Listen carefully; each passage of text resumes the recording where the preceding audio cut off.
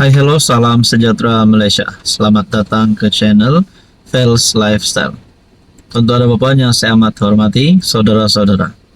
Di dalam gabungan parti politik di Malaysia, antaranya Pakatan Harapan, yang terdapat PKR, DAP, Amanah, manakala pembangkang juga daripada Perikatan Nasional. Di dalam parti itu terdapat Parti PAS dan Parti Bersatu. Jadi di dalam gabungan ini sudah pasti hubungan yang baik dan kerjasama yang baik perlu dikekalkan untuk meneruskan masa depan kerjasama gabungan tersebut. Lebih-lebih lagi untuk menjadi kerajaan persekutuan. Tapi saudara-saudara di pihak pembangkang, saya telah menerima satu maklumat ataupun satu artikel daripada Harapan Daily. PN makan tengah hari bersama media Cina tanpa PAS. Adakah di sini PAS hanya memilih untuk mengikuti ataupun menyertai mana-mana aktiviti bersama PN, ikut rasa mereka. Kalau nak pergi, kalau tidak mahu, mereka tidak mau pergi. Contohnya di dalam berita ini yang berkata, sempena Tahun Baru Cina, Ketua Pembangkang Hamzah Zainuddin menghadiri sesi makan tengah hari PN bersama ketua-ketua pengarang dan pengarang kanan daripada media Cina. Media-media tersebut adalah Xin Chiu Daily, China Press, Nanyang Siangpao, Kong Wah Yit Po, dan Oriental Daily. Selain bertukar pandangan berkaitan pendirian, hala tuju serta aspirasi PN maupun Bersatu, saya mendengar dengan teliti perkara-perkara yang mereka utarakan dengan terbuka kerana ia mencerminkan hasrat serta luahan rasa sebilangan besar masyarakat Cina berkaitan isu-isu semasa dalam negara, merangkumi aspek ekonomi, politik dan sosial, kata Hamzah dalam satu hantaran. Turut menghadiri sesi makan tersebut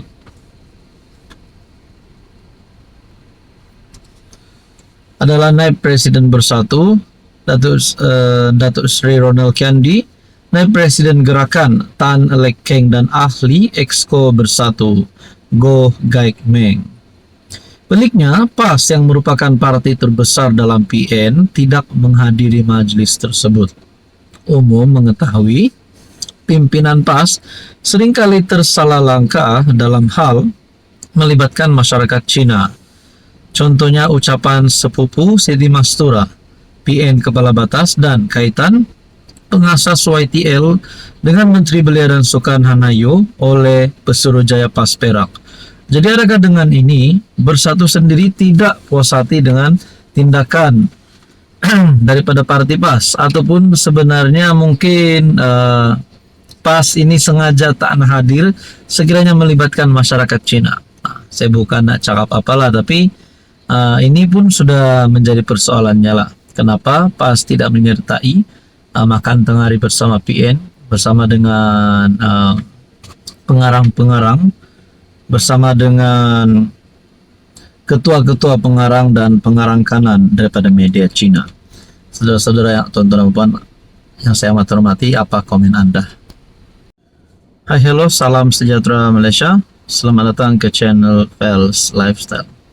Tuan-tuan dan puan, saudara-saudara, satu lagi kejutan untuk rakyat Malaysia, satu lagi kejutan untuk kepimpinan politik di Malaysia. Ini satu lagi pendedahan daripada SPRM. Kalau sebelum ini kita dengar berkaitan dengan skandal rasuah berjemaah, kalau sebelum ini kita dengar berkaitan dengan projek Jana Wibawa, berkaitan dengan perhimpunan anti rasuah. Jadi banyaklah cerita berkaitan dengan rasuah. Tapi pada akhirnya Anwar Ibrahim sebagai PM, di hampir setiap ucapan Anwar Ibrahim, beliau akan berkata untuk membantah rasuah. Dan kita dapat lihat perlahan-lahan ada penambahbaikan dan ada berita baik untuk menangani isu rasuah di Malaysia. Tapi ini satu kejutan lagi, saudara-saudara, di mana SPRM sedia siasat dakwaan salah laku ahli lembaga penasihat di BKL. SPRM sedia menyiasat dakwaan salah laku seorang ahli lembaga penasihat Dewan Bandaraya KL berkaitan pemberian projek bernilai RM 4 juta. Nah, ini pasti satu lagi berita yang menggemparkan kepimpinan politik di Malaysia. Ketua Pesuruhjaya SPRM Azam Baki berkata, setakat ini tiada siasatan dibuka berhubung dakwaan itu. Kita bersedia menyiasat sekiranya dapatan siasatan dalam DBKL menunjukkan ada unsur-unsur rasuah dan salah guna kuasa. New Straits Times melaporkan Datuk Bandar Kuala Lumpur Maimunah Muhammad Sharif mengesahkan siasatan dalaman sedang dijalankan susulan dakwaan tular mengenai salah laku ahli lembaga penasihat DBKL di media sosial. Isu itu berkaitan pemberian projek bernilai RM 4 juta yang didakwa tidak dilakukan melalui proses tender terbuka. Menurut dakwaan di media sosial, ahli lembaga penasihat di BKL itu didakwa memegang jawatan dalam syarikat yang sama yang sepatutnya menjalankan projek berkenaan. Kami memandang serius dakwaan ini dan telah mengarahkan unit integriti untuk menyiasat dakwaan pemerolehan yang tidak wajar, kata Maimunah. Menurutnya, unit integriti di BKL sedang mendapatkan bukti untuk menentukan sama ada proses tadbir urus dipatuhi. Sementara itu, NST melaporkan Menteri di Jabatan Perdana Menteri Wilayah Persekutuan Zaliha Mustafa telah mengarahkan Maimunah dan pengerusi jawatan kuasa eksekutif Yayasan Wilayah Persekutuan untuk mempercepatkan siasatan. Maimunah turut mengesahkan dia telah menghentikan satu lagi projek membabitkan RM 7 juta kerana dikaitkan dengan ahli lembaga penasihat yang sama. Apa komen Anda? Hello, salam sejahtera Malaysia. Selamat datang ke channel Fels Lifestyle. Terima kasih kerana terus setia dan terus bersama di dalam channel ini. Tuan-tuan dan puan-puan yang saya amat hormati, satu pengakuan daripada Tan Sri Muhyiddin Yassin selaku pengerusi Perikatan Nasional. Adakah terdapat kepimpinan ataupun pemimpin-pemimpin di dalam Perikatan Nasional yang mungkin akan dipecat, mungkin akan ditendang keluar daripada parti kerana salah laku ataupun tidak sesuai di mata Muhyiddin Yassin? Saudara-saudara, dalam satu kenyataan, Muhyiddin dalam satu kenyataan mengingatkan pemimpin PN semak fakta sebelum cakap. Pengerusi PN berkata, tiada arahan melarang mana-mana pemimpin parti komponen itu bersuara. Susulan kenyataan terbaru dibuat Pesuruhjaya PAS Perak Razman Zakaria terhadap Menteri Belia dan Sukan Hannah Yeoh yang mencetuskan kontroversi. Bagaimanapun, Muhyiddin yang juga Presiden Bersatu mengingatkan semua pemimpin PN tentang keperluan menyemak fakta sebelum mengeluarkan sebarang kenyataan. Nah, yang menjadi persoalan adalah adakah tindakan daripada Pesuruhjaya PAS Perak ini satu tindakan yang Muhyiddin Yassin rasa tidak betul, dan adakah ini akan menjadi bibit kepada bermulanya kebencian di antara Bersatu dan PAS? Itu menjadi pertanyaan lah.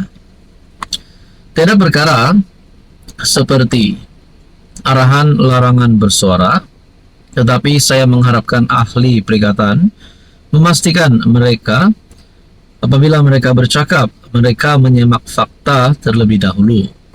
Dan kenyataan itu tidak sepatutnya menimbulkan masalah yang tidak perlu. Saya tidak memihak kepada sesiapa.